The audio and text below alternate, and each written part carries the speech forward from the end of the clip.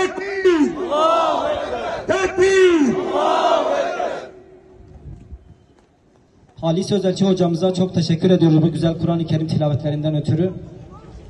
Evet, şimdi de basın metnini okumak üzere Peygamber Sevdaları Yönetim Kurulu üyesi Celal Ödemiş'e mikrofonu uzatıyorum. Buyurun hocam.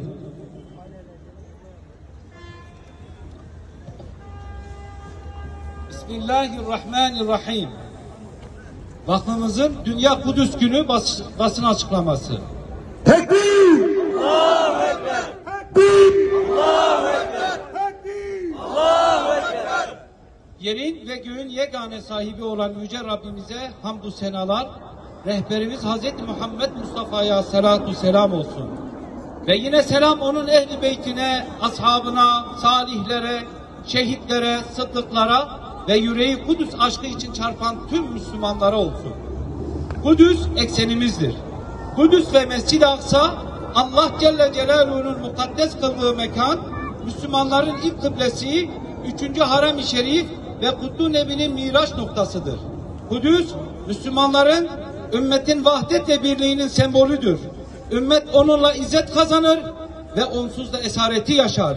Kudüs düştüğünde ümmet düşer. Kudüs düştüğünde insanlık düşer. Bu dava ümmetin ortak davasıdır. Kudüs İslam ümmetinin onurudur, izzetidir, şerefidir. Bismillahirrahmanirrahim. Bismillahirrahmanirrahim. Elhamdülillahi Rabbil alemin. As-salatu vesselamu ala hayri halqihi Muhammedinil emin ve ala alihi ve ashabihi ecma'in. Rabbena teqabbel minna inneke entes semi'ul alim ve tub aleyna mevlana inneke entet tevvabur rahim.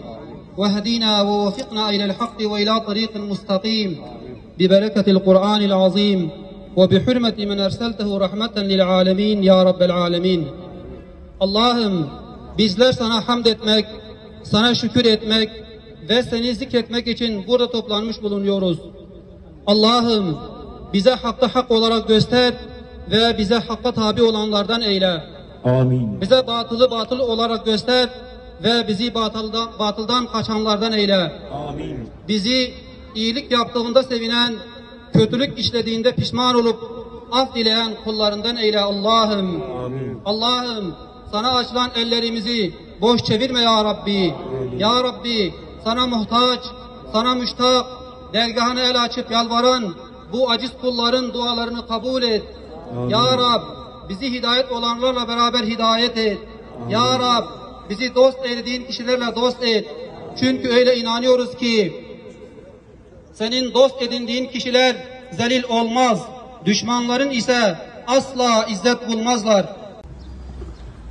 Basın açıklamamız burada bitmiştir. İnşallah en kısa zamanda hep beraber Mescid-i Aksa'da namaz kılmayı nasip etsin bizlere inşallah. Allah razı olsun. Tekbir! Tekbir! Tekbir! Oluk Karaksa, kurtulacak el Aksa. Oluk Karaksa, kurtulacak el Aksa. Oluk Karaksa, kurtulacak el Aksa.